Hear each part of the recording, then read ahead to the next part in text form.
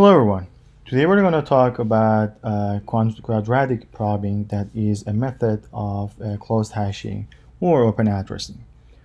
In previous video we talked about the linear probing and its problem that causes a primary clustering that was for example, it creates small clusters that they can merge to each other and become and create some larger clusters that's gonna create issues in finding the empty spots in the hash table. Now to fix that, we can use another like the prob function that's called the quadratic probing. So the quadratic probing is this format. So we have c1 I squared plus c2 I plus c3. The simplest variation of this quadratic probing is using just a simple I squared function. So it means that c1 is equal to 1 and c2 and c3 both are equal to 0. But it also has its own difficulties and problems. So let's see what can be an issue. Assume that we have a hash table of size 3, so m is equal to 3, and we are using this hash function that you see here that is equal to k. That's the key plus the quadratic prob function and the modulus by m. So let's see how it works. At first, let's say that I'm going to insert number 3. So when k is equal to 3, then the hash function for the hash value for this number 3 will be equal to 3 plus, and at first this prob function gives me the value 0 and the modulus of 0. That is going to be equal to 0. So number 3 will be at location 0. So we inserted that number. Now let's say that we are going to insert the next number and assume that that number is equal to 6, or the next item. So the hash function, the hash value for number 6 is equal to 6 plus, and at first I is equal to 0, so let's also write this one. I is equal to 0 here, I equal to 0 for this one. Modulo of 3, and this, sorry, it was number 6. Okay, so number 6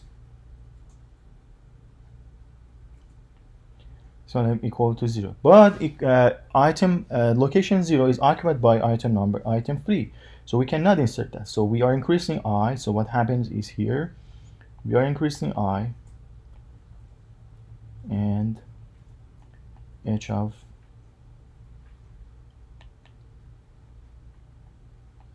six will be equal to 6 plus I became 2, so using this prob function that we define here, it will be 1, so modulo by 3 is going to be location 1.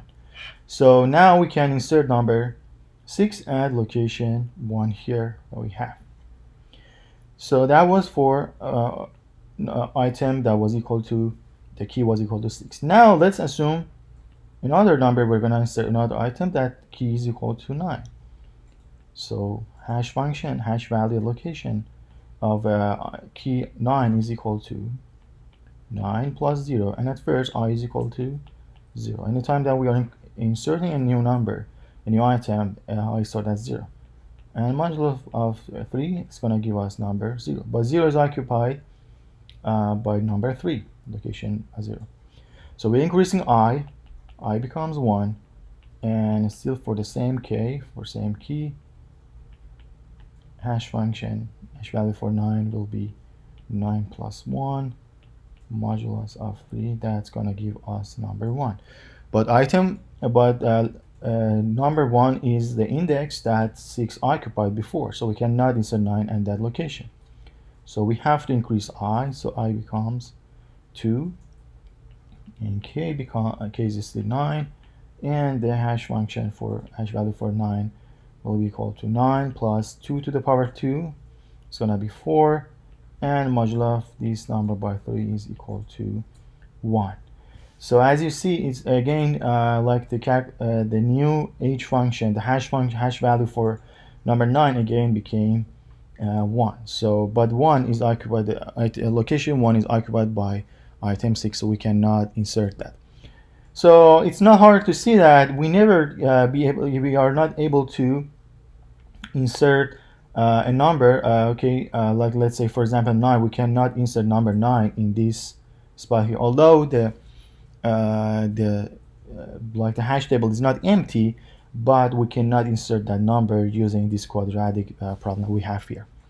So like methods like the quadratic probing, also they are created in other issues that it's called the secondary clustering, and it's because the hash function generates some cluster around like some particular home position that we have. So here, let's say the home position is this location, and as you see, it creates a cluster around this number. That's a problem called a secondary clustering. Next, we're going to talk about double hashing.